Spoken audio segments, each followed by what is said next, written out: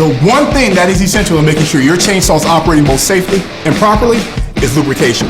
I'm Rob North, and I'm going to show you how to properly lubricate your chainsaw.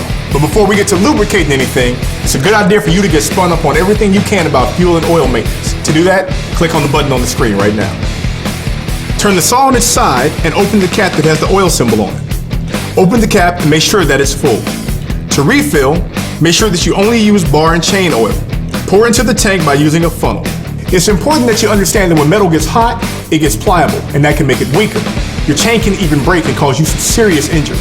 So you always need to check on your lubrication before you use it, every single time. Now you may notice a buildup of oil where the chain and the bar meet the motor housing. Oil may actually drip from here. Don't worry, it's not broken. It's supposed to do that. The more lubrication, the better. So don't worry if you notice a bit of extra oil and some wood chips right here. Just clean it off once you're done with the saw. I'm Rob North, and that's how you keep yourself safe by lubricating your chainsaw. Click these buttons to learn more about the tools you need to get the job done.